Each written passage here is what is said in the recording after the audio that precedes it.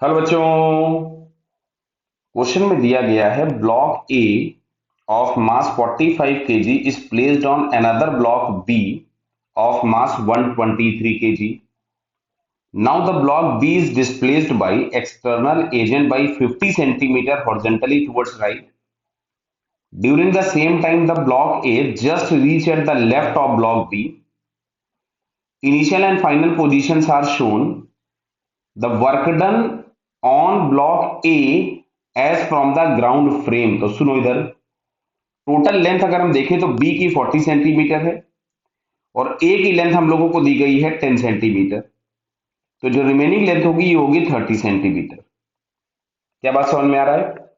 तो remaining length हम लोगों के पास होगी 30 सेंटीमीटर। अब अच्छा देखिए, अभी जो ब्लॉक नीचे वाला है B, उसका डिस्प्लेसमेंट हुआ 50 सेंटीमीटर फॉरवर्ड और ब्लॉक A का डिस्प्लेसमेंट हुआ 30 सेंटीमीटर बैकवर्ड रिलेटिव। तो अब अगर ग्राउंड फ्रेम से हम लोग देखेंगे तो जो डिस्प्लेसमेंट ऑफ ब्लॉक ए है with respect to ground frame ये होगा 20 centimetre in forward direction. Clear? जिसको हम लोग लिख सकते हैं 0.2 मीटर्स बराबर है। अब देखो, इसको लॉजिकली भी समझ सकते थे। कैसे? कि डिस्प्लेसमेंट ऑफ बी जो है with respect to ground frame वो आपके पास दिया गया था 50 आई कैप, अगर हम इसको हॉरिजॉन्टल लिख लें, और displacement of A with respect to B जो है वो आपके पास था minus of 30 I cap. Clear? तो अगर हमको यहां से displacement of A with respect to ground निकालना होगा तो आ जाएगा 20 सेंटीमीटर या 0.2 मीटर। आप सुनिए, अच्छा, ग्राउंड फ्रेम से ब्लॉक ए पे लगने वाला एक ही अकेला फोर्स है और वो है काइनेटिक फ्रिक्शन, जो कि हम लोगों के पास होगा म्यू एम जी। तो यहां से म्यू की वैल्यू आपको दी गई है 0.2। ये देखिए म्यू दिया है 0.2, तो 0.2 और मास दिया गया है आपके पास ब्लॉक ए का 45। तो 45 इंटू 10, तो यहां से अगर हम लोग देखते हैं तो फोर्स जो आ गया दैट इज 90 न्यूटन। क्लियर है? 45 इंटू 2।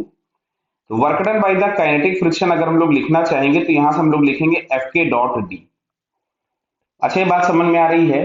ये वाला ब्लॉक बी पे जब पीछे जा रहा है तो काइनेटिक फ्रिक्शन इसके ऊपर में आगे ही लग रहा होगा और अल्टीमेटली ग्राउंड के रेस्पेक्ट में इसका डिस्प्लेसमेंट भी जो डी हुआ है वो आगे की तरफ ही हुआ है। So angle between them is zero. तो एफ के डी कॉस जीरो हम इसको यहां से लिख सकते थे, बराबर है।